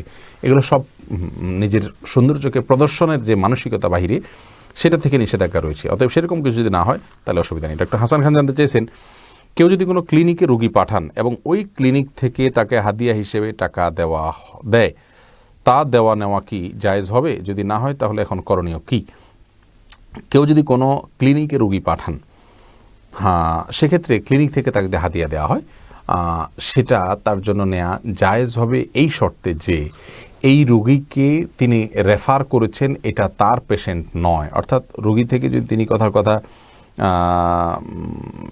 ফি নিয়ে থাকেন তাহলে সেক্ষেত্রে তাকে সুপরামর্শ দিতে তিনি বাধ্য, এটা তার কমিটমেন্ট। আর যদি ব্যাপারটি এরকম না হয় তাহলে সেক্ষেত্রে একজন বাইরের রোগীকে তিনি এক জায়গায় পাঠালেন, এর বিনিময়ে তিনি অবশ্যই কমিশন নিতে পারেন, যেহেতু এটা তার পরিশ্রমের বিনিময় তিনি নিচ্ছেন।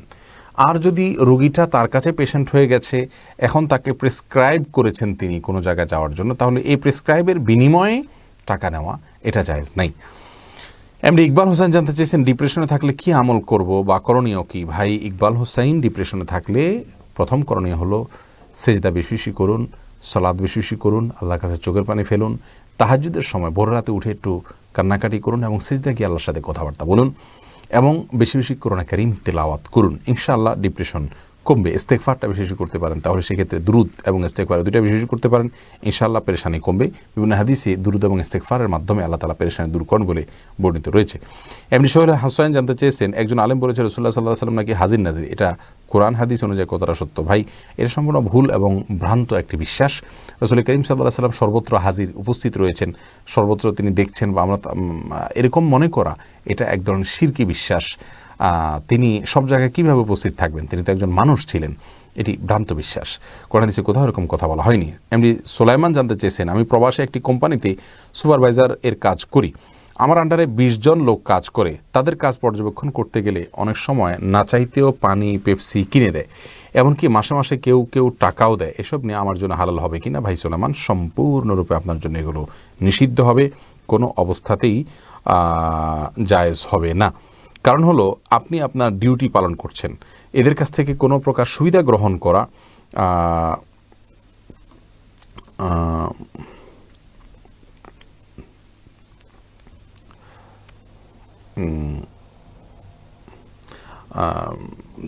ইয়েতে আপনার যদি সে আপনাকে কোনো টাকা দেয় আপনার অধীনস্থ লোকেরা, তাহলে সেক্ষেত্রে এটা কিন্তু এক প্রকারের উৎকোচ, আপনি তার প্রতি দুর্বল হবেন এবং দুর্বল হয়ে তার পক্ষে রিপোর্ট করবেন, এটা জায়েজ নাই।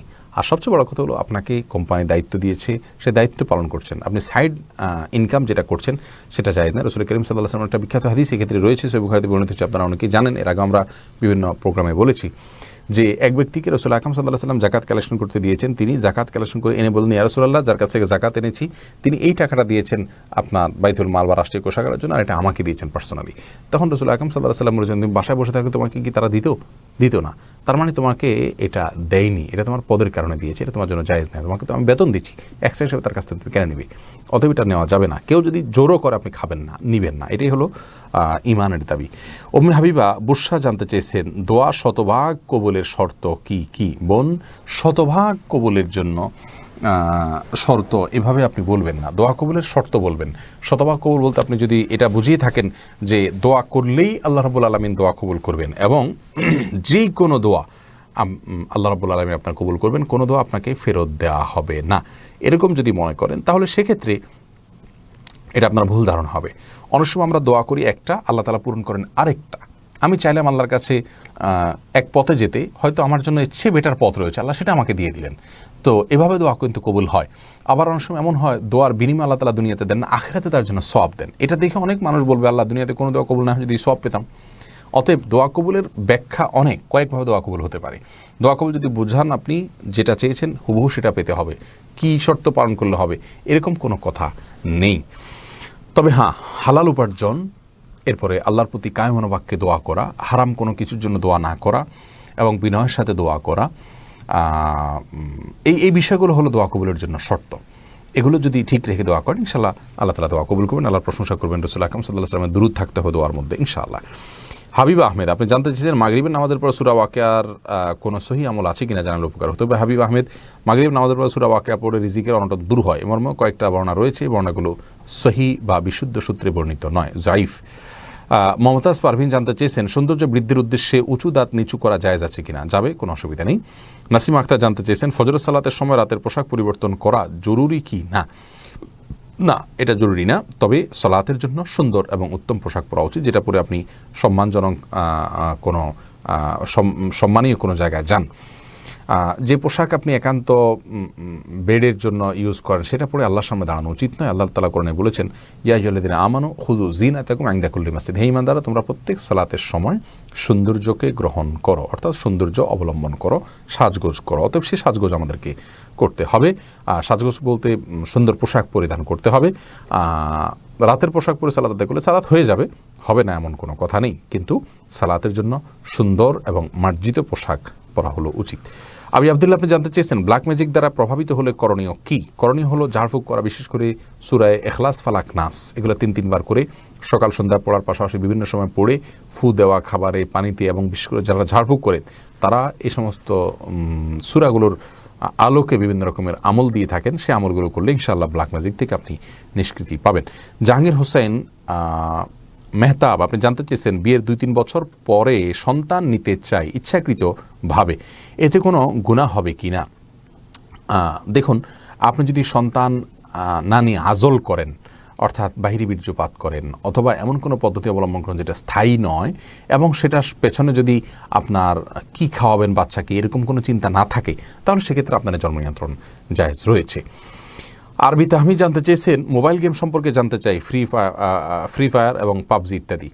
দেখুন ভাই তাহমিদ, মোবাইলে গেমস খেলা কোনো মুসলমানের জন্য জায়েজ নাই, উচিত নয়, কারণ এটি সময়ের অপচয় এবং এটি অর্থহীন কাজ। আল্লাহ তাআলা কোরআনে কারিমে বলেছেন, যে সমস্ত ঈমানদাররা শেষ হাসি হাসবে, জান্নাতুল ফেরদাউসে যাবে, সফল সার্থক হবে, তাদের একটি বৈশিষ্ট্য হলো ওয়াল্লাযীনা হুম আনিল লাগবি মুরিদুন, যারা অনর্থক অযথা কাজ থেকে বিরত থাকে।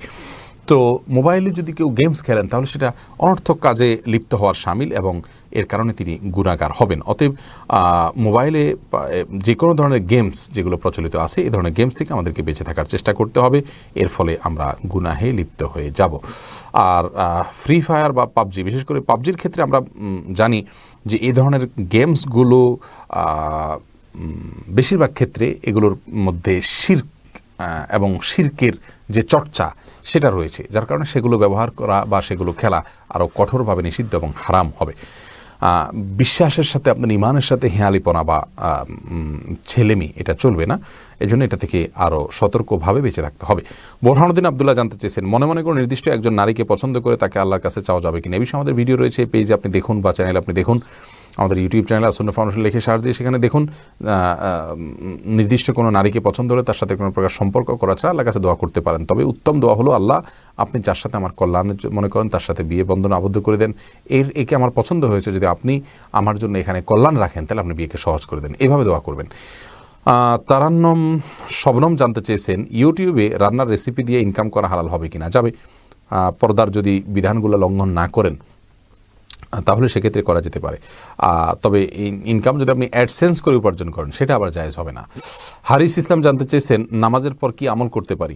5 ওয়াক্ত নামাজের পর কিছু দোয়া নবী সাল্লাল্লাহু আলাইহি সাল্লাম থেকে বর্ণিত হয়েছে, কিছু জিকির বর্ণিত হয়েছে, ছোট দোয়ার একটা কার্ড আমাদের রয়েছে আসুন্নাহ ফাউন্ডেশন থেকে, সেটা আপনি আমল করতে পারেন। এবং আপনার এই বিষয়ে আপনার বিভিন্ন রকমের বিভিন্ন ধরনের ফরম্যাটে আমরা এটাকে প্রচার করেছি আমাদের আসুন্নাহ ফাউন্ডেশনের ওয়েবসাইটে। যদি যান www.asunnahfoundation.org, সেখানে আপনি এটার PDF ফরম্যাট পাবেন, সেখান থেকে আপনি পড়ে নিতে পারেন। রাসূল আকরাম সাল্লাল্লাহু আলাইহি ওয়াসাল্লাম সালাম ফেরানোর পরে বুখারী বর্ণনা অনুযায়ী একবার আল্লাহু আকবার বলতেন।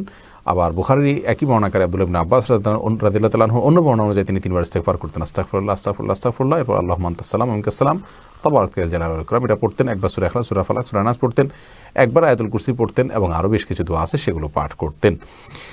এরপরে ফাসিহা রোকসানা রাশকান্দা আপনি জানতে চেয়েছেন, মানসিক রোগীর জন্য ইবাদতের বিধান কি?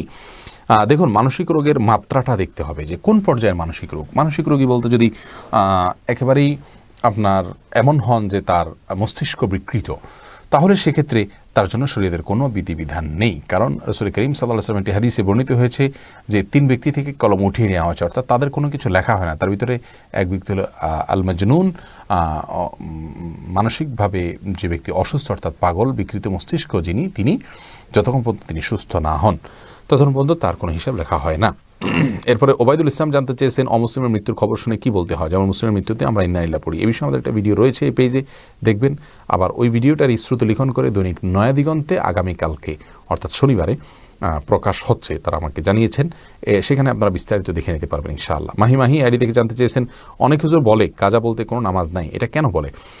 দেখুন, এটা নিয়ে দুটি মত রয়েছে। আসলে যারা বলেন কাজা বলতে কোনো নামাজ নেই, এটা এভাবে বলা তো আসলে সঠিক নয়। বাবু কাজাইল ফাওয়ায়েদ, এটা সমস্ত ফুকাহা ইকরামের কাছেই এরকম অধ্যায় তারা রচনা করেছেন সমস্ত ফুকাহা ইকরাম, অর্থাৎ ছুটে যাওয়া নামাজ কীভাবে পড়বে।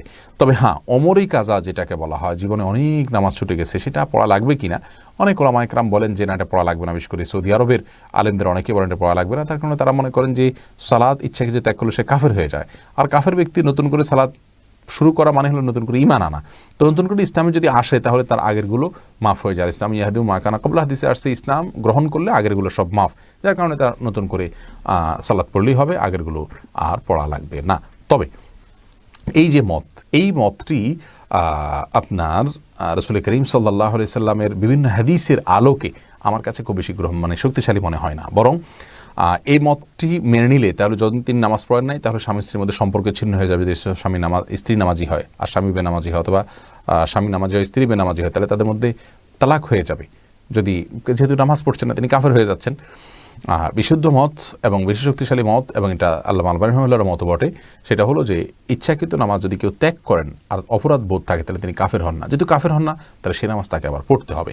এ হলো কারণ। যারা মনে করেন সালাত ত্যাগকারী কাফের, তাদের মতে আর একটা কাজার ব্যাপার নাই, আর যারা মনে করেন কাফের না তাদের মতে এটা কাজা করতে হবে। এরপরে জাহিদ হাসান রিয়াদ আপনি জানতে চেয়েছেন, গান শুনতে শুনতে ঘুমালে ওই ব্যক্তির জানাজা দেওয়া যাবে কিনা? তার মানে গান শুনতে শুনতে যদি ঘুমিয়ে মারা যায় তার জানাজা দেওয়া যাবে কিনা? জানাজা দেওয়া যাবে, অসুবিধা নাই, কিন্তু আপনার এটি চরম অপরাধের কথা। গান শুনতে শুনতে অনেকেই ঘুমায়, আমরা বদভ্যাস রয়েছে।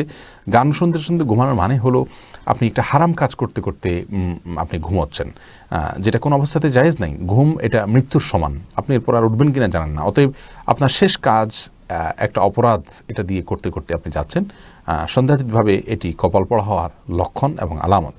শামীমুল কাউসার জানতে চেয়েছেন, মৃত ছোট ভাইয়ের জন্য কি করণীয়? তার পক্ষ থেকে আল্লাহর কাছে ইস্তেগফার করবেন, আল্লাহ আমার ভাইকে মাফ করে দিন, তার ভুল ত্রুটি মাফ করে দিন, চোখের পানি ফেলবেন, তার জন্য দোয়া করবেন এবং তার পক্ষ থেকে দান সাদকা করবেন। হারুনুর রশিদ সোহাগ জানতে চেয়েছেন হতাশা থেকে বেরিয়ে আসার উপায় কি? আমরা ইতিপূর্বে বলেছি ডিপ্রেশন থেকে বের হওয়ার উপায় ইস্তেগফার এবং দুরূদ বেশি বেশি করে পাঠ করবেন, ভোর রাতে তাহাজ্জুদ পড়বেন এবং সিজদায় গিয়ে আল্লাহর কাছে দোয়া করবেন, কান্নাকাটি করবেন।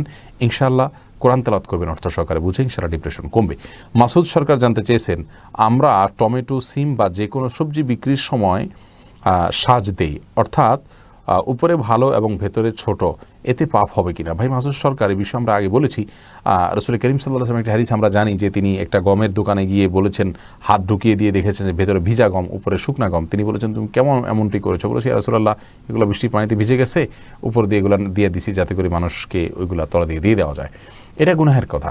কিন্তু আমাদের সবজি দোকানগুলোতে যে সামনে সাজানো হয়, সবাই জানেন যে এটার নিচের অংশগুলো ছোট আর এগুলো বড়, এখানে কোনো কিছু লুকোনো হয় তা নয়। যদি এরকম হতো যে এর মাধ্যমে তিনি লুকাচ্ছেন, তাহলে সেটি গুনাহ হতো। এমনিতে এটা গুনাহ হবে না। আয়েশা বেগম আপনি জানতে চেয়েছেন 1-1.5 মাসের বাচ্চা গর্ভপাত হলে বাচ্চা কি বাথরুম বা ডাস্টবিনে ফেলা যাবে? না, অবশ্যই ফেলা যাবে না। মানুষ হিসেবে তাকে সম্মান করতে হবে এবং দাফন করতে হবে মাটির নিচে। মুস্তাকিম রহমান জানতে চেয়েছেন হারামকে হারাম না মেনে, অর্থাৎ ওই 1-1.5 মাসের যেটুকু আছে তার সেটুকুকে মাটির নিচে পুঁতে রাখতে হবে। মুস্তাকিম রহমান জানতে চেয়েছেন হারামকে হারাম না মনে করা কি ঈমান ভঙ্গের কারণ? জি, অবশ্যই। ইচ্ছাকৃত যদি হারামকে তোয়াক্কা না করে, কিসের হারাম আবার, এরকম মানসিকতা যদি রাখেন, তাহলে সেক্ষেত্রে এটা ঈমান ভঙ্গের কারণ। রাকিবুল হাসান, স্পষ্ট যদি হারাম হয়। রাকিবুল হাসান হোসেন আপনি জানতেছেন মহানবী সাল্লাল্লাহু আলাইহি ওয়াসাল্লামকে উসিলা করে কি দোয়া করা যাবে? মুনাজাতের সময় এই নিয়ে ইখতিলাফ রয়েছে উলামা ইকরামের মধ্যে। অনেকে এটাকে অনুমোদন করেছেন, অনেকে এটাকে অনুমোদন করেননি। পক্ষ বিপক্ষ বিস্তারিত আলোচনা এবং দালিলিক রয়েছে। আমরা স্বল্প সময় আর বিস্তারিত কথা বলতে পারছি না। এইচএম ফুয়াদ রাফি জানতে চেয়েছেন কবরের মাটি ধসে যাওয়ার পর কবরে কি পুনরায় মাটি দেওয়া যাবে? যাবে, কোনো অসুবিধা নেই। মোহাম্মদ ইসলাম জানতে চেয়েছেন মসজিদে ঘুমানো যাবে কি না যদি আমি ইসলামের দাওয়াত দিয়ে বেড়াই? মসজিদে প্রয়োজনে ঘুমাতে পারেন, কোনো অসুবিধা নেই। সাহাবা ইকরাম ঘুমিয়েছেন মসজিদে, আসহাবে সুফারা মসজিদে ঘুমিয়েছেন। বিশেষ করে ইতিকাফের যদি নিয়ত থাকে তাহলে তো অবশ্যই মসজিদে ঘুমাতে পারেন, কোনো অসুবিধা নেই। তাসলিমা মারুফা আপনি জানতে চেয়েছেন দিনদার জীবনসঙ্গী পেতে কী আমল করতে পারি? নিজের প্রথম সবার আগে দিনদার হতে হবে, আল্লাহর কাছে দোয়া করতে হবে, সূরা ফুরকানের ৭৪ নম্বর আয়াত রব্বানা হাব লানা মিন আজওয়াজিনা শেষ পর্যন্ত এটা পড়তে হবে, এবং সেই সাথে বিচক্ষণতার সাথে, সাবধানতার সাথে আপনার ভালো বুদ্ধিমান এবং দূরদৃষ্টি সম্পন্ন মানুষকে দিয়ে আপনার জীবনসঙ্গী নির্বাচনের চেষ্টা করতে হবে। আল্লাহর কাছে সাধারণভাবে দোয়া চালিয়ে যেতে হবে, আল্লাহ যেন সেই তৌফিক আপনাকে দান করেন, এবং দিনদার সার্কেলের সাথে সম্পর্ক করতে হবে। ইনশাআল্লাহ এই কাজগুলোর মাধ্যমে আল্লাহ তাআলা আপনার সমস্যার সমাধান করবেন। ইতি সুলতানা আইডি থেকে জানতে চেয়েছেন নামাজ পড়ার সময় অন্য কিছু মনে পড়ে যায়, কিভাবে মন দিয়ে নামাজ পড়বো, কি করা যায়? দেখুন, অন্যদিকে মনে চলে যাওয়া বা মনে অন্য কিছু চলে আসা, এটা কিন্তু দোষণীয় নয়। রাসূল আকরাম সাল্লাল্লাহু আলাইহি ওয়াসাল্লামের নামাজের মধ্যেও অন্যদিকে মন গিয়েছে। একবার বাচ্চার কান্না হওয়া শুনে তিনি সালাতকে সংক্ষিপ্ত করে দিয়েছেন, বোঝা গেল অন্যদিকে মন যাওয়াটা দোষণীয় নয়। তবে ইচ্ছাকৃতভাবে অন্য চিন্তা, অন্য ভাবনা, অন্য কল্পনার মধ্যে ডুবে থাকা, এটা হলো দোষণীয়। আমাদের উচিত হবে সালাতের মধ্যে অন্যদিকে মনোযোগ গেছে, যখন আমার মনে পড়েছে যে আমি তো ভুল কাজ করছি, সাথে সাথে আমি সালাতে আবার ফিরিয়ে আনবো। বাস এই কসরত করলে আপনি আল্লাহর কাছে গ্রহণযোগ্য সালাত আদায়কারী হিসেবে বিবেচিত হবেন ইনশাআল্লাহ। আর সেই সাথে সালাতে কী পড়ছেন সেগুলো অর্থ বোঝার চেষ্টা করবেন এবং ধীরস্থিরতার সাথে সালাত আদায় করবেন। সালাতের আগে বিভিন্ন রকমের ব্যস্ততা আছে, সেগুলোর থেকে সম্পূর্ণ ফারেগ হয়ে আসবেন, ইনশাআল্লাহর মাধ্যমে মনোযোগ সৃষ্টি হতে পারে। আমি অপরাজিতা এআইডি থেকে আপনি জানতে চেয়েছেন বড় দরুদ পড়লে যে সওয়াব পাওয়া যায়, ছোট দরুদ পড়লেও কি একই পরিমাণ সওয়াব পাওয়া যায়? মোটেও না। নিশ্চয়ই আপনার একজন ইমানদার যিনি 1.5 মিনিট ব্যয় করেছেন নবী সাল্লাল্লাহু আলাইহি ওয়াসাল্লামের দোয়ার জন্য, আরেকজন 10 সেকেন্ড ব্যয় করেছেন, দুইটা কোনোদিন সমান হবে না। যিনি বেশি সময় ব্যয় করেছেন, বেশি পরিশ্রম দিয়েছেন এবং বেশি বড় দোয়া নবী সাল্লাল্লাহু আলাইহি ওয়াসাল্লামের জন্য করেছেন, তার জন্য সব বেশি হবে অবশ্যই। নিশাত বিনতে জামান আপনি জানতে চেয়েছেন বাক প্রতিবন্ধী কীভাবে সালাত আদায় করবে? সে মনে মনে পাঠ করবে, তার যেভাবে শেখার পদ্ধতি আছে সেই পদ্ধতিতে তিনি শিখে সালাত আদায় করবেন, আর স্বাভাবিকভাবে রুকু সিজদা, দাঁড়ানো, সালাম এগুলো করবেন, বাস তাতেই তার ফরজের দায় মুক্ত হবেন। আসিফ আহমদ জানতে চেয়েছেন লেখাপড়া ভালো করা ও স্মরণশক্তি বৃদ্ধি করার জন্য কোন আমল বেশি কার্যকর? দেখুন, লেখাপড়া ভালো করা এবং স্মরণশক্তি বৃদ্ধি করার জন্য বিশেষ কোনো আমলের কথা কোন হাদিসে বলা হয়নি যে নির্দিষ্ট করে এই আমলটাই আমাকে করতে হবে। তবে আপনি এটার জন্য 1 নম্বর কাজ হলো গুনাহ থেকে বেঁচে থাকার চেষ্টা করবেন, এবং জাগতিক যে ইয়েগুলো আছে, আমাদের বিভিন্ন রকমের রিলেশনগুলো আছে, সেগুলোর থেকে যত বেশি আপনি কমায় নিয়ে আসতে পারবেন, ততই ইনশাআল্লাহ আপনার জন্য সহজ হবে। আর স্বাভাবিকভাবে আল্লাহর কাছে দোয়াও করবেন। মুসলিম আহমেদ জানতে চেয়েছেন অনেকগুলো প্রশ্ন আপনি করেছেন এবং এগুলো বেশিরভাগই কোয়ান্টাম মেথড সম্পর্কিত।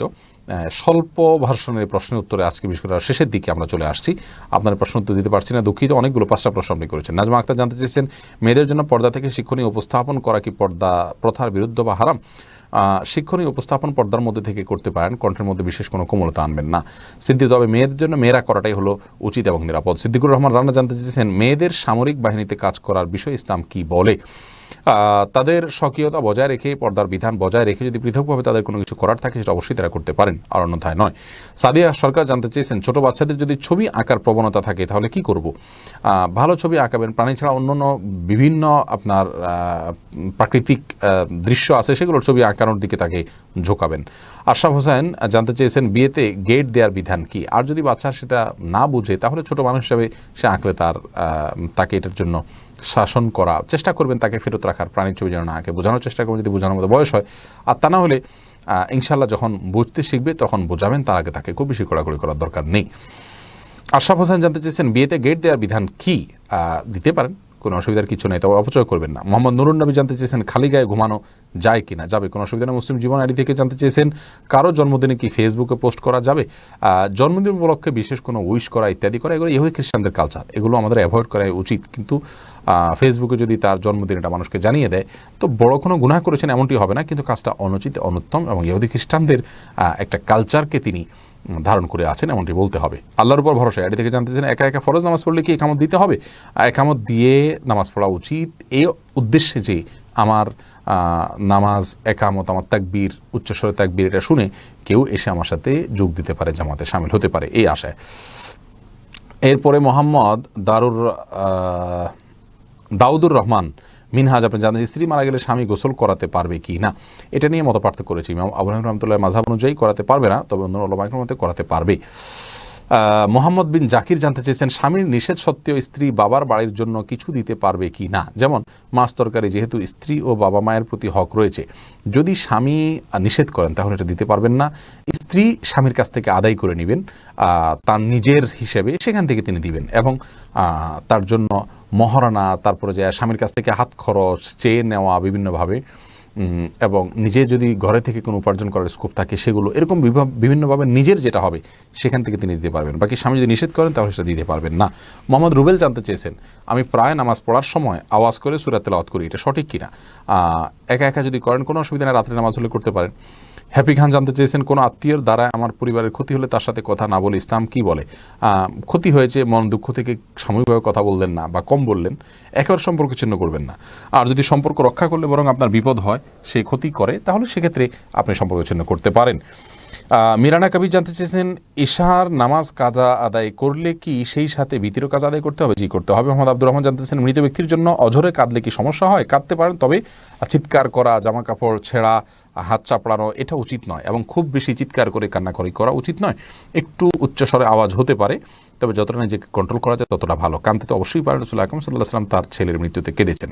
মোহাম্মদ আব্দুর রহমান জানতে চেয়েছেন, মৃত ব্যক্তির জন্য অঝরে কাঁদলে, যে আপনার প্রশ্ন উত্তর গেল। সালমা জামান জানতে চেয়েছেন, নামাজ পড়ি, নেক আমল করার চেষ্টা করি, কিন্তু মৃত্যুকে ভয় লাগে না, এটা কি খারাপ? অবশ্যই খারাপ। মৃত্যুর পরে আমি কি নিয়ে যাব, এই আশঙ্কা, এই আতঙ্ক, এই চিন্তা আমার মাথায় থাকতেই হবে। তবে আল্লাহ রাব্বুল আলামিনের প্রতি সুধারণাও থাকতে হবে সেই সাথে, যে ইনশাআল্লাহ আমি সালাত আদায় করছি, নেক আমল করার চেষ্টা করছি, সৎ পথে থাকার চেষ্টা করলে আল্লাহ তাআলা আমাকে হেফাজত করবেন। দুইটা মাঝামাঝি থাকতে হবে। একেবারে নির্ভয় হয়ে থাকবেন সেটাও সঠিক নয়, আবার একেবারে অতিরিক্ত ভয় আল্লাহর রহমতের আশাই ছেড়ে দিবেন সেটাও সঠিক নয়। মোহাম্মদ রাব্বি হাওলাদার জানতে চেয়েছেন, রাব্বি নাম রাখা পাপ হবে কিনা? রাব্বি মানে আমার রব, এটা নাম রাখা উচিত নয়, এটা পরিবর্তন করা দরকার। জয়রিয়া জেসমিন জানতে চেয়েছেন, কপাল কাপড় দিয়ে ঢাকা থাকলে সিজদা হবে কিনা? হয়ে যাবে, মোটা আলাদা কোনো আবরণ না, শুধু একটা পাতলা কাপড় আছে, অসুবিধা নেই, সালাত হয়ে যাবে। এরপরে মেহদাদ হোসেন মুরাদ জানতে চেয়েছেন, কিছু টাকা দান করতে চাই, টাকাগুলো কি মাদ্রাসায় দান করব নাকি মসজিদে দান করব? আবার যদি মানত করি যে টাকা দান করব, তাহলে কি আমি মসজিদে দান করব নাকি ভিক্ষুককে দিয়ে দিলে হবে? দেখুন, আপনি টাকা দিবেন এটা নিয়ত করলে গরিব অভাবীকে দিবেন, আর মসজিদ বা মাদ্রাসা যেখানে বেশি প্রয়োজন আপনার আশেপাশে সেই জায়গাতে আপনি দান করবেন। নির্দিষ্ট করে কোনো কথা নেই যে মসজিদে দিলে বেশি সওয়াব হবে, মাদ্রাসা দিলে সওয়াব কম হবে, এমন কোনো কথা নেই। যেই খাতে বেশি প্রয়োজন সেই খাতে আপনাকে দিতে হবে। আর আত্মীয় স্বজনের ভিতরে গরিব যাদের কেউ থাকে তাদেরকে গরিবদের মধ্যে অগ্রাধিকার দেওয়া হলো উত্তম, দিলে ডাবল সওয়াব হবে, আত্মীয়তার সম্পর্ক রক্ষা এবং দানের সব যেমনটি হাদিসে রয়েছে। প্রিয় দর্শক, দেখতে দেখতে নির্দিষ্ট সময় অর্থাৎ 1 ঘন্টা পেরিয়ে গেছে এবং প্রায় শতাধিক প্রশ্নের উত্তর আমরা আজ দিয়েছি। ইনশাআল্লাহ আগামী সপ্তাহ এবং তৎপূর্বের সপ্তাহ এবং পরবর্তী সপ্তাহগুলোতে আপনাদের সঙ্গে আমরা থাকবো ইনশাআল্লাহ। আগামী সপ্তাহ আমার একটা ঢাকার বাইরে সফর হতে পারে, যদি হয়ে থাকে সেটা হয় তাহলে সেক্ষেত্রে এই লাইভটি শুক্রবারের পরিবর্তে জুমাবারের পরিবর্তে হয়তো বৃহস্পতিবার দিবাগত রাতে হবে ইনশাআল্লাহ তাআলা। আল্লাহ তাআলা আমাদের সবাইকে সুস্থ রাখুন, নিরাপদে রাখুন এবং করোনা সেকেন্ড যে ওয়েভ শুরু হয়েছে অনেকে আক্রান্ত হচ্ছেন, আল্লাহ তাআলা আমাদের সবাইকে নিরাপদে রাখুন, সুস্থ রাখুন। শেখ আব্দুল্লাহ আল কাফি, ডক্টর প্রফেসর মুখতার আহমদ সহ অনেক ওলামায়ে কেরাম ইতিমধ্যে আক্রান্ত হয়েছেন কোভিড-19 আমরা দোয়া করি আল্লাহ রাব্বুল আলামিন তাদের সবাইকে পূর্ণ সুস্থতা দান করুন এবং আমাদেরকে আল্লাহ তাআলা নিরাপদে রাখুন। আর আমাদের আসুন্নাহ ফাউন্ডেশন যে সিরাতের আয়োজনে আপনারা যোগদান করেছেন, অল্প সংখ্যক শতকরা হয়তো 3, 4 or 5% সর্বোচ্চ তারা বই এখনও পান নাই, বাকি 95% মানুষ বই পেয়ে গেছেন। যারা বই পান নাই আপনি নিকটস্থ কুরিয়ারে একটু খোঁজ খবর নিন, ফোন করুন এবং সম্ভব হলে সশরীরে যান, ইনশাআল্লাহ দিলে আপনার বই আপনি পেয়ে যাবেন। তারপরও যারা পাচ্ছেন না তাদের জন্য আমরা কাজ করে যাচ্ছি, খুব দ্রুততম সময় যেন তাদের কাছে বই কোথায় আছে, কি আছে, তাদের ঠিকানা ভুল ছিল নাকি তারা নাম্বার ভুল দিয়েছেন, কি কারণে যায়নি বা তারা রিসিভ করেননি, সেই কারণগুলো উদ্ঘাটন করে আমরা তাদের কাছে বই পৌঁছানোর চেষ্টা করছি। আল্লাহ তাআলা আমাদের সকলের এই ইনিশিয়েটিভ কবুল করুন। এটার জন্য বিশাল বড় কর্মযজ্ঞ চলছে, আমরা অক্লান্ত পরিশ্রম করে চলেছি 40,000 মানুষকে সার্ভিস দেয়া। আল্লাহ রাব্বুল আলামিন আমাদের সবাইকে তৌফিক দান করুন। জাযাকুমুল্লাহ খাইর। আসসালামু আলাইকুম ওয়া রাহমাতুল্লাহি ওয়া বারাকাতুহু।